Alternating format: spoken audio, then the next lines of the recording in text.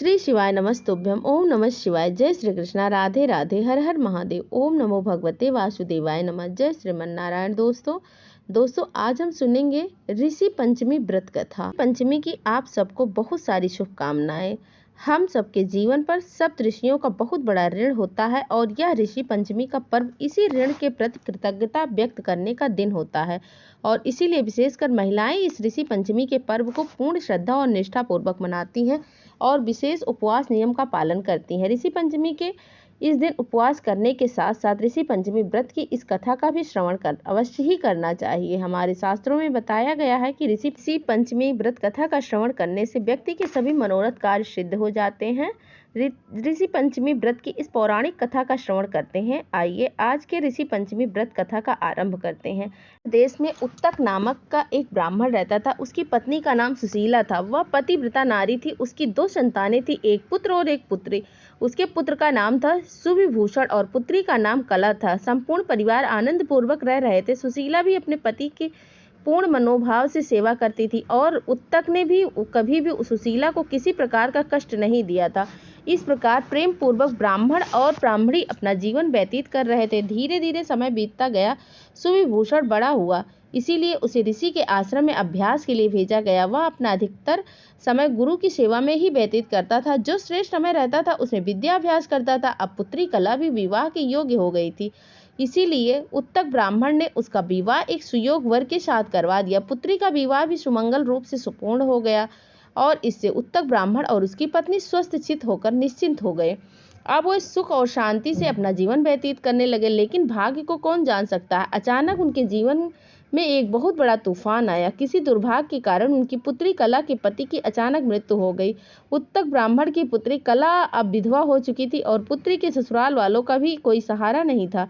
इसीलिए उनकी पुत्री दुखी होकर अपने पिता के घर वापस आ गई। अब सुशीला और उत्तक अपनी पुत्री का दुख देखकर अत्यंत व्याकुल रहते थे, लेकिन इसी को प्रभु की इच्छा समझकर अपना जीवन आगे बढ़ाते जा रहे थे। कुछ समय बाद सुविभूषण भी वेद, उपनिषद और सभी धार्मिक शास्त्रों में पारंगत हो गए और अपने गुरु की आज्ञा लेकर घर लौट आए। अब एक दिन कहा कि अब तुम्हें इस घर को की जिम्मेदारियों को संभालना चाहिए। हमारी तो यही इच्छा है कि हम अपने अंतिम दिन गंगा नदी के तट पर भगवान श्री हरि का स्मरण करते हुए व्यतीत करें। तुम्हारी बहन भी हमारे साथ ही रहना चाहती है, इसीलिए वह भी हमारे साथ ही जाएगी। सुविभूषण भी अपने पिता की इच्छा को देखकर सहमत हो गए और परिवार की जिम्मेदारी उठाने के लिए तैयार हो गए। अब सुशीला और उनकी विधवा पुत्री कला वहां से गंगा जी की ओर चल पड़े। यात्रा धाम में प्रवेश करके उन्होंने गंगा नदी के सुंदर तट पर एक आश्रम बनाया। वहीं पर भगवान की भक्ति करते हुए समय व्यतीत करने लगे। विधवा पुत्री कला अपने माता पिता की सेवा करने लगी, ईश्वर भक्ति में अपना जीवन व्यतीत करने लगी। अब दूर दूर से अनेक शिष्य उन तक से शिक्षा लेने के लिए आने लगे। अब एक समय गर्मी का मौसम था। उनकी पुत्री संपूर्ण दिन गर्मी में काम करके थक चुकी थी, इसीलिए संध्या के समय ठंडक में विश्राम करने के लिए वह एक पेड़ के नीचे पत्थर पर सो गई और उसे गहरी नींद आ गई। जब वह गहरी नींद में सो रही थी उसी क्षण उसके शरीर में अचानक से अनगिनत कीड़े पड़ गए। थोड़ी देर में एक शिष्य की नजर उस पर पड़ी। अब अपने गुरु की पुत्री को इस प्रकार निर्वस्त्र और अनगिनत कीड़ों से लथपथ देखकर वह भयभीत हो गया और दौड़ते हुए वह आश्रम में पहुंचा और अपने गुरु की पत्नी सुशीला से कहने लगा कि माँ, बहन के शरीर पर अनगिनत कीड़े रेंग रहे हैं, जरा चलिए देखिए तो सही।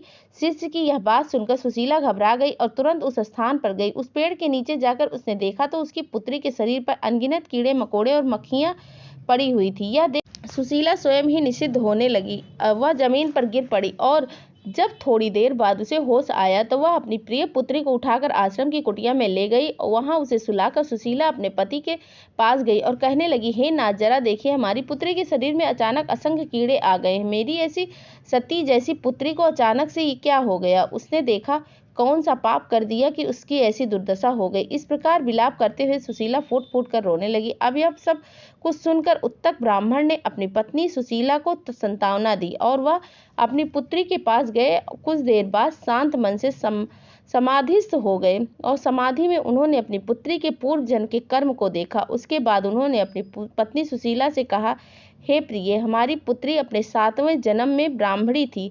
उस समय वह अपने रजस्वला धर्म का पालन न करते हुए घर की सभी चीज वस्तुओं को छुआ करती थी और इसी पाप के कारण इसकी ऐसी दुर्दशा हुई है। इसके उपरांत उस समय जब कुछ कन्याएं ऋषि पंचमी का व्रत कर रही थी तो वहां भी वह पहुंच गई और उनका उपहास कर रही थी। इसी पाप के कारण उसे इस जन्म के में वैधव्य को सहना पड़ रहा है। हे प्रिय, जो अपने धर्म का पालन नहीं करते और दूसरे की धार्मिक भावनाओं की उपेक्षा करते हैं, उनके ऐसी ही दशा होती है। अपने पति की ऐसी बात सुनकर सुशीला अत्यंत घबरा गई। उसने अपने पति से पूछा, हे नाथ, जिस व्रत का अनादर करने से हमारी पुत्री की ऐसी दुर्दशा हुई है, उसके शरीर में कीड़े पड़ गए हैं, वह व्रत कैसे किया जाता है और किस प्रकार उसका समाधान निकाल सकते हैं? यह सुनकर उत्तक ब्राह्मण ने कहा, सुशीला, भाद्रपद मास के शुक्ल पक्ष की पंचमी तिथि के दिन प्रातः काल में उठकर स्नान करके दीपक जलाना चाहिए। दीपक के समक्ष फलों को नैवेद्य अर्पित और कश्यप, अन्नी, भरद्वाज, विश्वामित्र, गौतम,